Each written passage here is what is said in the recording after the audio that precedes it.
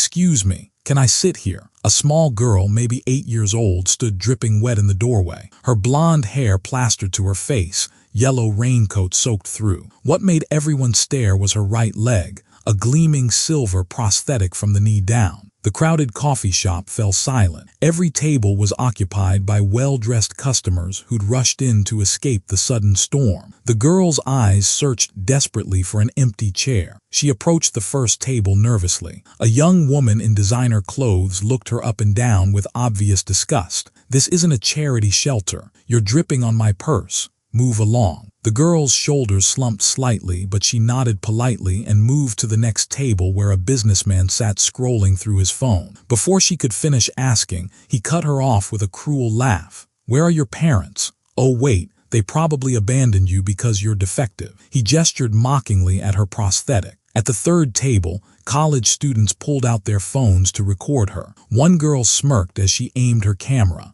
"Look at this pathetic thing. So sad." Their laughter echoed through the shop while other customers turned away or moved their belongings closer as if afraid she might steal something. 3 rejections. The girl stood frozen in the middle of the room, fighting back tears. She'd learned since losing her leg that people either stared at her like she was broken or pretended she didn't exist. Both hurt equally. She decided to leave and wait outside under the awning despite the pouring rain. Then she noticed him, a middle-aged black man sitting alone at a small corner table near the kitchen, the spot no one else wanted. He wasn't avoiding her gaze or looking at her with pity. His eyes held something different, something warm. She took one last breath and walked over. "Excuse me, sir. Can I sit here?" Her voice trembled from cold and too much rejection. What Marcus Williams said next changed everything. That same morning had started at 5:30 for Marcus. He woke before dawn like every day for the past 4 years,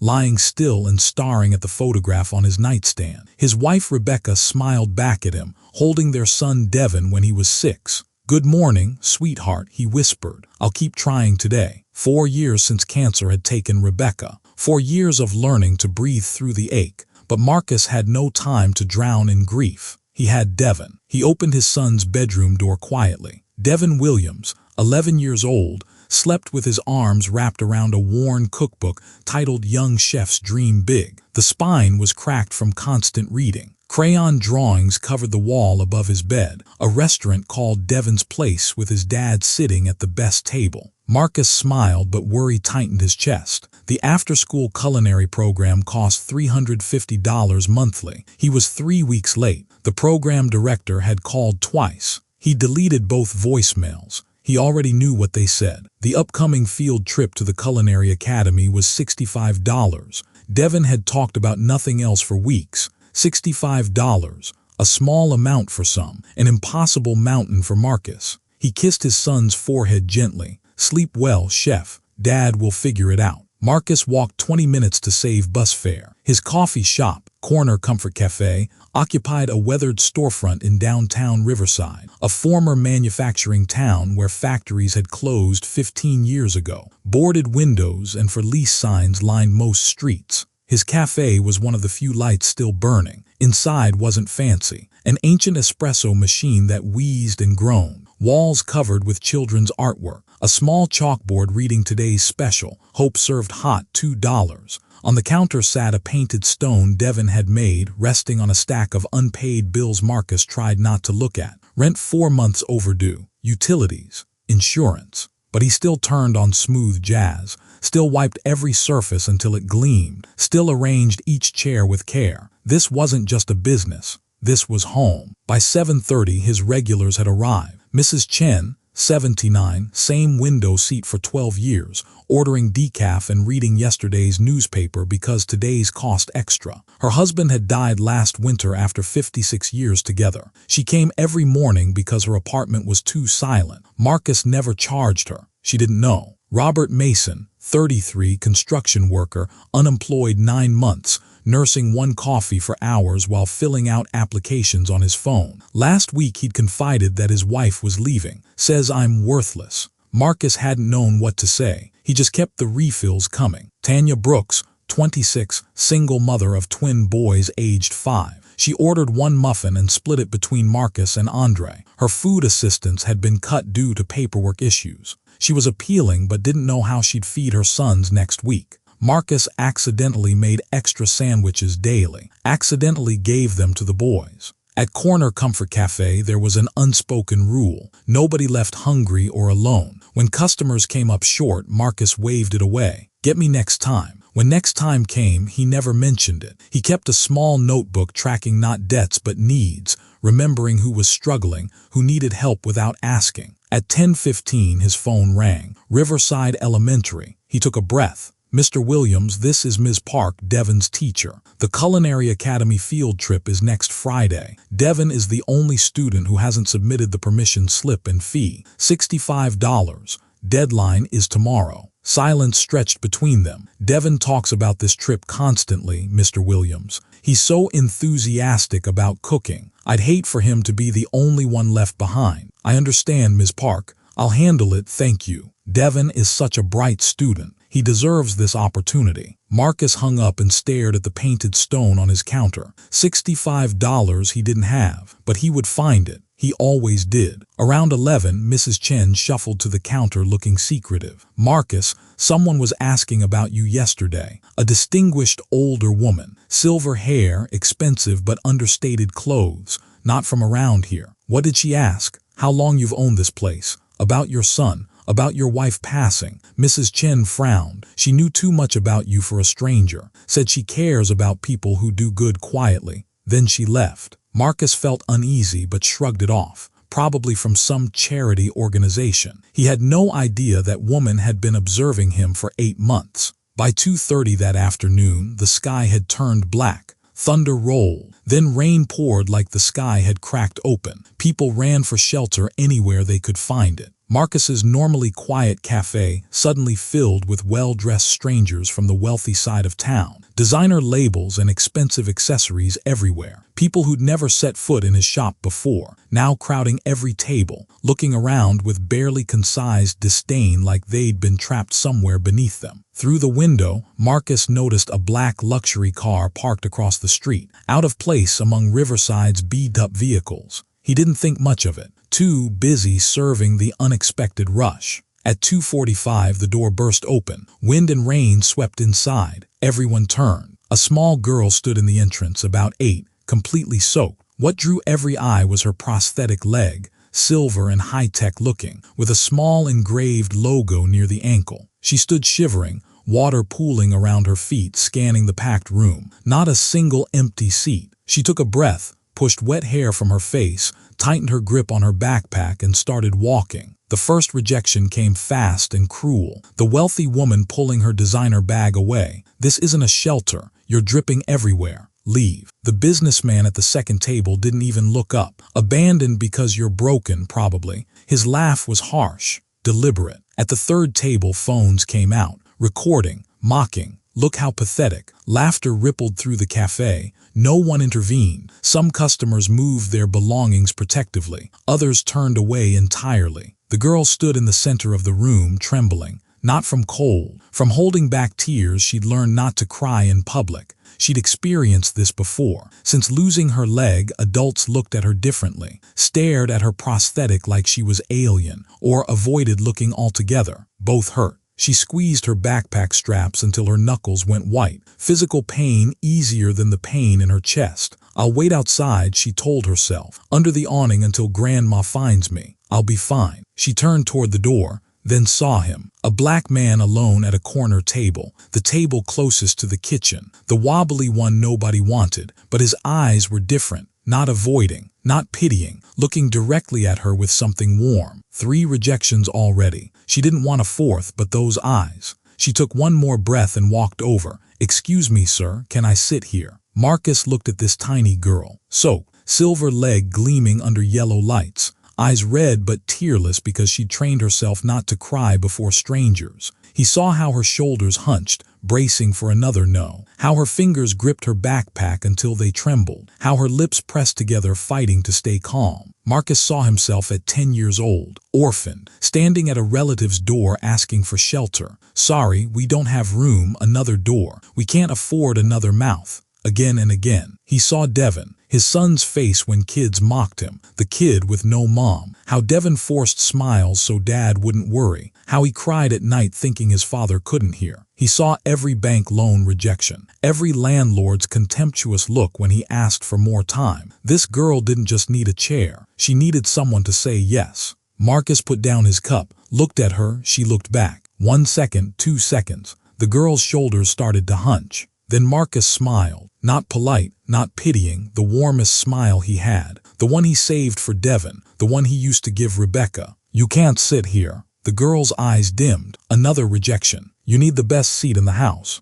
She froze, didn't understand, couldn't believe. "I said this spot isn't good enough. You deserve better, come with me." He stood and knelt so their eyes were level. "I have a table by the fireplace, warmest spot here, and I make hot chocolate with marshmallow faces. Do you like chocolate?" The girl stared at his extended hand. Large, calloused, coffee-stained. She looked at his face, back at his hand. Her lips trembled. Then her small hand slipped into his large one. She smiled. Not the polite smile after rejection. A real smile. The smile of a child receiving an unexpected gift. A smile with tears of relief. "Yes, I love chocolate." Everything stopped. The entire cafe went silent. Every conversation died. Every eye turned toward Marcus and the girl. 2 hands joined. One large, one small. One black, one white. Mrs. Chen's newspaper fell to her table. Tears streamed down her weathered face. She grabbed napkins but couldn't stop them. 80 years of living, and this moment would stay with her until her last breath. Robert Mason turned to face the wall. His shoulders shook. First time crying since losing his job. He thought of his own son, also 8, also bullied because your dad's unemployed. He decided right then, "I'm going home to hug my boy, tell him he deserves the best." Tanya Brooks pulled her twins closer, tears flowing freely. Marcus, age 5, looked up confused. "Mommy, why you crying?" "Because I'm happy, baby. Because good people still exist." The wealthy couple at table 1 couldn't look at anyone. The woman stared at her designer bag, face burning with shame. They both knew they'd remember this moment every time they looked in a mirror. The college student slowly moved her backpack off the empty chair beside her. Too late, but she did it. The businessman threw cash on his table, more than his bill, and rushed out. Couldn't stay, couldn't face anyone. His own words echoing like a sentence. "Abandoned because you're broken." At a small window table, someone else had been watching everything. Catherine Sterling, 72, silver hair perfectly styled, clothes simple but clearly expensive. The kind of simple only wealth affords. Her tea had gone cold hours ago, untouched. She'd watched her granddaughter get rejected repeatedly, watched each person's reaction, who turned away, who lied, who didn't bother looking, and watched the black man at the back table, the man she'd been tracking for 8 months. Now she watched him kneel, extend his hand, speak those words. "You deserve the best." Catherine's hand trembled, eyes glistened. 12 years she'd searched. 12 years visiting small towns, cafes, struggling neighborhoods. 12 years conducting tests, observing, recording, searching for one thing. Genuine kindness, not for cameras, not for reward, not for recognition. Kindness because that's who someone was, because they couldn't do otherwise. Today, for the first time in 12 years, she'd found it. She opened her leather notebook with shaking hands, wrote 3 words, "Found him, finally." Marcus led Emma through the silent cafe. Everyone watched. No one spoke, just rain and footsteps, one heavy, one light. He led her to the fireplace table, his table, where he did paperwork after hours, where he read during breaks, where he kept a small photo of Rebecca leaning against a vase. The warmest spot in the cafe. The best table, and he just gave it to a stranger. He pulled out her chair. "Your table, miss." Emma giggled through her tears. "I'm not special. Today you are, the most special person here. Sit, I'll make your chocolate." She sat, touching the wooden surface, looking at the fireplace, noticing the photo of a beautiful woman by the vase. For the first time since entering, her shoulders relaxed. Behind the counter, Marcus made chocolate following Rebecca's recipe. Extra cocoa. Chocolate should be rich, don't skimp. A touch of vanilla. My secret, don't tell. Warm milk, not too hot, perfect temperature. Then the final step, marshmallows. He stopped, hand hovering over the jar. 4 years since he'd done this. Rebecca's tradition. She'd arrange marshmallows into smiley faces for Devin every winter. 2 eyes, curved mouth. Devin called him Mr. Marshmallow. After Rebecca died, Marcus couldn't look at marshmallow faces without breaking, so he stopped. 4 years without one. But today he thought about the girl by his fireplace. Lost her parents, lost a leg, rejected 3 times in minutes, still tried to smile politely. That girl deserved a smiley face. He arranged the marshmallows carefully. 2 eyes, curved smile. This one's for you, Rebecca. You would have loved this kid. She's strong like you were. He brought the mug to Emma, placed it before her. She looked down. Eyes went wide. There's a face in my chocolate. That's Mr. Marshmallow. His job is making sure you smile at least once today. Emma stared at the face, at Marcus, back at the face. Her lips trembled, then she cried. Marcus panicked. Is it bad? I can remake it. No, she shook her head hard, laughing through tears.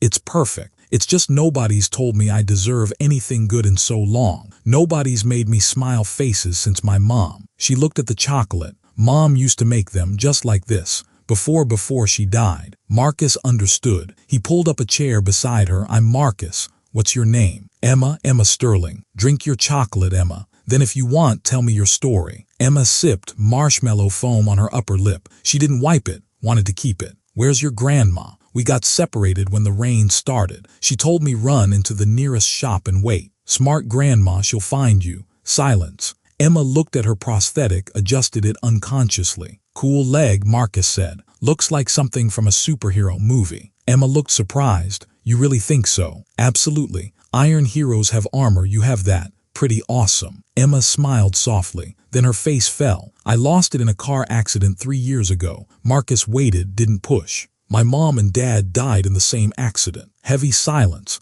Marcus didn't say I'm sorry. Empty words he knew, didn't say it'll be okay. A lie. He knew that too. He just said I understand. Emma looked up surprised. My wife Rebecca died 4 years ago. Cancer. Does it still hurt? Every single day. But Marcus thought carefully. The hurt doesn't disappear, but it changes. You know how trees grow around fences? Emma shook her head. Sometimes a tree grows next to a fence. The fence stays forever, but the tree keeps growing around it. Eventually the fence becomes part of the tree. Pain is like that. Doesn't vanish. You grow around it. One day it becomes part of you, not to hurt but to remind you that you loved someone. Emma went quiet thinking, I like that, the tree and fence. Rebecca taught me that. She was very wise. Did she make chocolate faces too? Marcus laughed, pain and joy mixed. She invented them, I just learned. So Mr. Marshmallow was hers. Yeah, and now he's yours too. At 4:30 the door opened. A boy rushed in, 11 years old, blue raincoat, school backpack.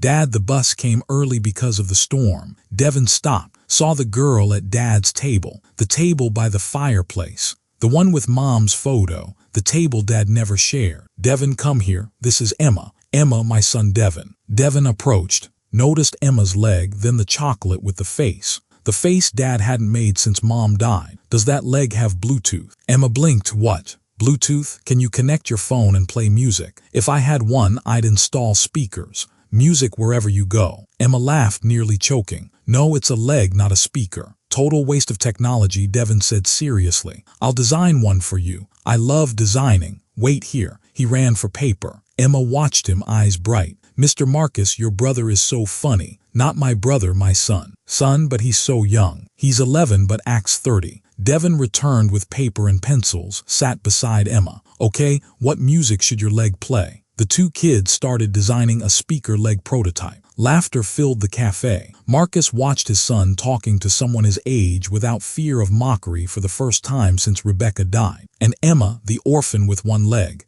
had found a friend who didn't see her as broken. This is what Rebecca always wanted, Marcus thought. A place where everyone belongs. In the corner, Catherine stood. She'd seen enough. She pulled out her phone, sent a text. Confirmed. He's the one, prepare next phase. At 5, the rain stopped. Evening sun broke through clouds, streaming through windows. Catherine walked toward the fireplace. Emma. The girl turned. Grandma, she jumped up, ran to embrace her. Catherine hugged tight but looked over Emma's shoulder at Marcus. Are you all right, sweetheart? I'm fine, Grandma. Mr. Marcus took care of me. Gave me the best seat and chocolate with a smile face. This is Devin. He's designing a music leg for me. Catherine smiled at her granddaughter, then approached Marcus. Thank you for caring for Emma. It wasn't nothing. She's wonderful. Catherine opened her purse. Expensive leather, no logo. Inside, cash and cards. She pulled out $100 bill. "Please, let me pay for the chocolate and your kindness." Marcus looked at the money. $100. Enough for Devon's field trip with money left over. Enough for groceries all week. Enough toward overdue utilities. His body wanted it. His hand wanted to reach. But he shook his head. "Ma'am, my chocolate's good but not worth $100. Catherine raised an eyebrow. "This isn't for chocolate. It's gratitude for kindness." "Kindness isn't for sale, ma'am." Silence. Catherine stared at Marcus, evaluating. "You truly don't want it." "I truly don't need it." Marcus smiled. "Emma already gave me something worth more than money. She reminded me good people still exist. That's enough." Catherine went quiet, eyes glistening. 12 years searching, hundreds of tests, thousands of people. First time someone refused her money, not from pride, not pretending, because he genuinely believed kindness needed no price. "You're a rare person, Mr. Williams. Just trying to do right, ma'am." "Grandma," Emma tugged her sleeve. "Can I give Mr. Marcus something?" "Give what, sweetheart?" Emma dug in her backpack, pulled out a keychain. Silver, shaped like a coffee cup, 2 letters engraved. "CS. This is my lucky keychain from your office, Grandma. I want Mr. Marcus to have it because he's my lucky friend." Marcus took it, examining the logo. "What's CS, Emma?" "Catherine Sterling Foundation, Grandma's charity." Emma pointed to her prosthetic. "Same logo." Devon noticed. "Dad, that's exactly like Emma's leg logo." Catherine nodded. "We manufacture prosthetics for children. Emma uses one of ours." "Your charity must be substantial," Marcus murmured. Catherine smiled mysteriously. "Large enough to help many people." She took Emma's hand, preparing to leave. "We'll meet again, Mr. Williams, I'm certain." At the door, Emma turned and waved. "Goodbye, Mr. Marcus. Goodbye, Devon. I'll miss Mr. Marshmallow." The luxury car was waiting. They got in. It drove away into evening light. Marcus stood holding the CS keychain, unaware the woman who just left could buy his entire town, unaware she'd been searching for him for months. When he discovered who she really was, he nearly dropped his coffee pot. The moment the car disappeared, the cafe erupted. Mrs. Chen rushed over as fast as her 79 years allowed. "Marcus, do you know who that was?" "Some wealthy grandmother who runs a charity." "Wealthy?" Mrs. Chen laughed, a rare sound. "Son, that was Catherine Sterling. Sterling Foundation, one of the largest charities in the region." Robert jumped in. "You don't follow news." Sterling Foundation builds hospitals, schools, donates millions annually, and she's worth billions. "And you just refused her $100, Mrs. Chen said, shaking her head, "because kindness isn't for sale. You're either the best person I know or the craziest. Maybe both." Marcus stared at the CS keychain in his hand. "I had no idea." That night at 11, Devon asleep, Marcus sat in the kitchen staring at bills. $65 for the field trip. Still nothing. Rent, utilities all overdue. He sighed. His phone buzzed. Text from unknown number. "Mr. Williams, thank you for this afternoon. You gave my granddaughter something money cannot buy. The feeling of being worthy and welcome. I'd like to meet you tomorrow at 9 at your cafe to discuss an opportunity. If agreeable, please reply yes.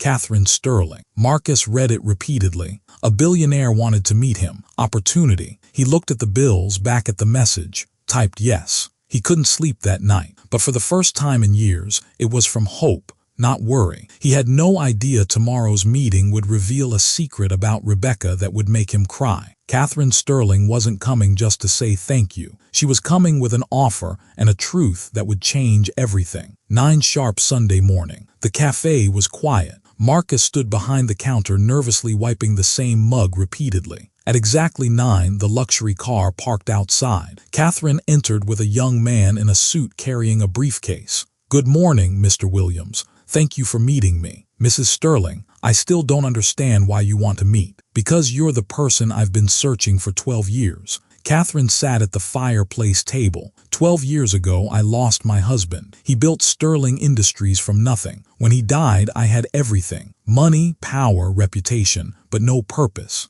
I started Sterling Foundation. Hospitals, schools, prosthetic programs, but it was all distant. I signed checks, employees did the work. I never touched the lives we helped. 3 years ago, my son and daughter-in-law died in a car accident. Emma lost her parents and her leg at 6. Catherine paused, eyes distant. After the accident, Emma had severe trauma. Wouldn't trust anyone. Thought she'd been abandoned because her parents left. My money couldn't help. The best therapists couldn't help. What she needed was people, real people, genuine care, true kindness. So I started searching. Small towns everywhere, looking for people who did good without cameras, without rewards, people kind because that's their nature. 8 months ago, I heard about you, cafe owner in Riverside who never charged struggling customers, volunteered coaching youth sports, raised his son alone after his wife died. I watched you, researched you, waited for the right moment. Yesterday when Emma walked in, that was the test. Marcus's eyes widened. Test. I deliberately let Emma enter alone to see what you and others would do when a disabled child needed help. I saw others reject her, saw you step forward, heard you say she deserves the best seat. In 12 years of searching,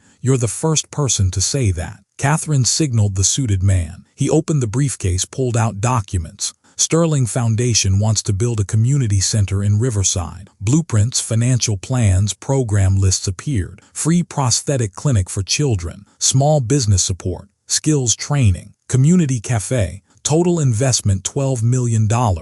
We need someone local to run it, someone who understands this community, someone they trust. I want that person to be you, Mr. Williams. Salary $75,000 yearly, full benefits, housing assistance. And Catherine smiled. Free culinary program for children. Devin can be first teaching assistant. Full scholarship through college. Marcus couldn't process it. I don't understand. Why Riverside? Why me? Thousands of good people exist. Because there's one more thing. Catherine's voice caught. She pulled a photo from the briefcase. Recognize this person. Marcus looked. His heart stopped. Rebecca, his wife. Years ago, handing out food to homeless people wearing a white shirt with a logo, Sterling Hope. Your wife, Rebecca Williams, volunteered with our foundation. Marcus held the photo, hands shaking. I didn't know. 9 years ago, before she passed, every weekend for 3 years, serving meals, teaching literacy, helping homeless families. Catherine pulled another document, yellowed with age.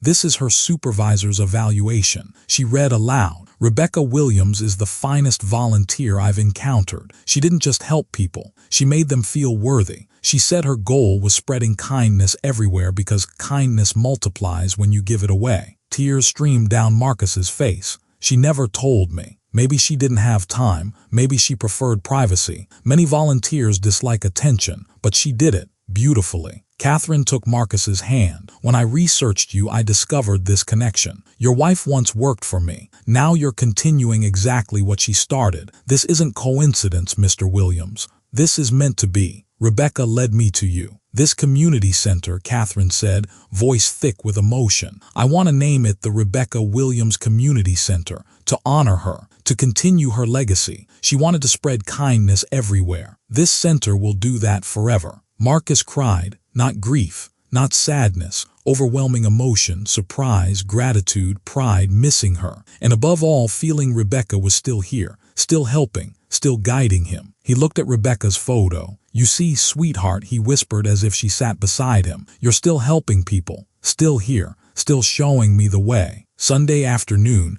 Marcus sat with Devin on their worn sofa. Son, we need to talk about something important. Devin looked worried. Are we moving? Did you lose the cafe? No, Marcus smiled. It's very good news. He explained everything. Catherine, Sterling Foundation, the offer, the salary, the scholarship, and Rebecca's photo. Mom volunteered for their foundation 9 years ago, for 3 years. Devin went silent, eyes wide. Mom did charity work and you didn't know. She never mentioned it. Maybe she wanted it private. Maybe thought she didn't need credit. Why didn't she tell you? Marcus considered. Maybe because Mom didn't do it for praise. She did it because that's who she was, helping without needing anyone to know. Devin nodded slowly, then smiled. You're the same, Dad. You help everyone at the cafe and never ask for anything. Don't show off, just do it. You think so? I know so. You're just like Mom. Silent. So do you think I should accept? Devin didn't hesitate. Mom would want you to, because she started it and you'll continue, like a relay race. Mom ran first, you run next. Marcus hugged his son tight. When did you get so wise? Learned from you, Dad. Monday morning, Marcus called Catherine. Mrs. Sterling, I've decided. I accept. Silence on the phone. Then Catherine's voice trembling slightly. Thank you, Marcus. You won't regret this. I'm not doing it for money, ma'am. I'm doing it because it's what Rebecca would want. She started it. I'll continue. 3 weeks later, Riverside Town Hall, Thursday evening. 250 people attended, nearly the entire town. Standing room only. Catherine stood on stage presenting the plan. Community center, free prosthetic clinic, business support, skills classes, community cafe, total investment $12 million, completely free for Riverside residents. Gasps filled the hall, and the person who will run it all, Catherine said, is the man who gave my granddaughter a seat when the world turned away. The man who taught me kindness still exists, Marcus Williams. Marcus walked on stage, legs unsteady, 250 pairs of eyes on him. I'm not good at speeches, light laughter, but I know one thing. He looked down, Devin in front next to Emma and Catherine. Everyone here deserves to be cared for. I know this town is struggling, factory closed, jobs gone, many want to leave. I understand. I've thought about it too. But Riverside isn't dead. It's alive in people like Mrs. Chen, Robert, Tanya. People who still come to my cafe every morning even when they can't afford coffee. People who still greet neighbors, still help each other. This center, named after my wife Rebecca, will prove Riverside matters, that we matter. He paused, looking at Devin. Rebecca used to say kindness is the only thing that multiplies when you give it away. She started giving 9 years ago. Today I continue, and I hope you'll continue with me. Mrs. Chen stood first, clapping, then Robert, then Tanya, then the entire room, standing ovation. 250 people on their feet, many crying. Devin and Emma in front held a handmade sign. Marcus plus Rebecca equals heroes. After the meeting, people crowded Marcus. Handshakes. Congratulations. Emma pulled his sleeve. Mr. Marcus, will you make chocolate smile faces for everyone at the new center? Marcus laughed, of course, but I'll need helpers. Me? Emma raised her hand. And Devin appeared beside her. Obviously, Team Marshmallow. The kids high-fived. Catherine stood nearby watching. Emma hasn't had a real friend since the accident. Until Devin. Devin either. Since losing Rebecca, he hasn't opened up. Maybe they need each other. Maybe we all do. That's exactly what Rebecca would say. 1 year later, Riverside was transformed, and it all started with Can I Sit Here? Construction months 1 through 6. Time lapse. Empty downtown lot transforming. February, groundbreaking. Robert Mason in new work clothes hired as construction manager. His first job in 3 years. April, steel frames rising. Local workers, many formerly unemployed, on site daily. June, walls completed. Large banner on the fence. The Rebecca Williams Community Center, where kindness builds community. Below in Devin's handwriting, started with the best seat. Opening day, November. Grand opening. Light snow falling. Ribbon cutting. Catherine and Marcus holding scissors. Emma and Devin between them. Ribbon cut. Thunderous applause. The prosthetic clinic. 42 children received free prosthetics in month 1. Emma cut the clinic's ribbon. Beside her, a 7-year-old boy receiving his first prosthetic arm. The boy hugged Emma. Now I'm like you, big sister. Small business program. 15 people received funding and coaching. Tanya Brooks, the single mom who split muffins, now owned Tanya's Table Catering. Mrs. Chen's nephew opened Chen's Corner Bakery. Devin's kitchen cooking class. 40 kids learning to cook weekly. Devin Williams, 12, as teaching assistant, showing kids how to make chocolate smile faces. Every class ended with what kind thing will you do for someone today? Media attention exploded. The story spread. Local newspaper. Riverside Revival. How one act of kindness changed everything. Regional TV did a 20-minute feature on Marcus and the center. Social media video of Marcus and Emma went viral. 70 million views. Comments flooded. I'm crying. The world needs more people like Marcus. You deserve the best seat. Telling my kids this every day. National Heroes Award. Marcus nominated Hero of the Year. Award ceremony. Large stage. Marcus in a suit, first time ever. Host. Mr. Williams, your story touched millions. What advice do you have? Marcus, still uncomfortable before cameras, thought carefully. Don't underestimate simple words. A little girl asked, Can I sit here? I just answered, you deserve the best seat. 12 words. 5 seconds. But those 12 words changed her. Changed me. Changed an entire town. You don't need to be a billionaire to change the world. You just need to see people and let them know they matter. Today, find someone the world turned away from and give them the best seat you have. The audience rose, applauding. Front row, Catherine, Emma, Devin holding a sign. Marcus number 1. 3 years later, another rainy day. History repeated with new characters.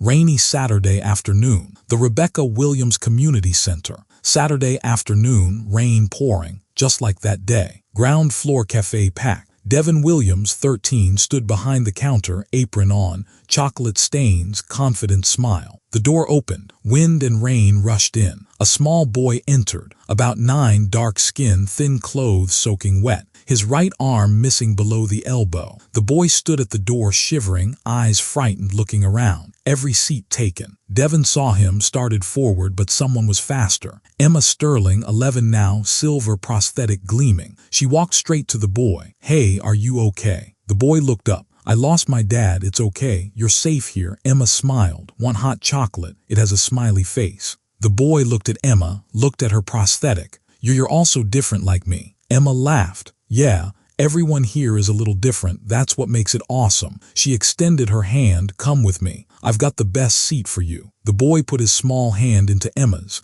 He smiled. For the first time that day, Marcus stood in his office doorway watching Emma lead the boy to the fireplace table. Catherine appeared beside him. "She's doing exactly what you did. She's doing what her mom would have done, what Rebecca did." Catherine nodded. 3 generations. Rebecca, then you, then Emma and Devin. Not 3 generations. Marcus smiled. Infinite generations, because everyone they help will help someone else. On and on. Devin brought chocolate to the boy with a marshmallow smiley face. The boy looked down, eyes lighting up, smiling. Marcus looked at Rebecca's photo on the wall beside the words "kindness is the only thing that multiplies when you give it away." "You see, sweetheart," he whispered, "we're still going. Every chocolate, every best seat, every day." A new photo hung on the cafe wall. Emma, Devin, and the new boy all holding chocolate cups, all smiling, all with marshmallow mustaches. Below, Devin's handwriting. "Mom, I'm continuing what you started. Every smiley face,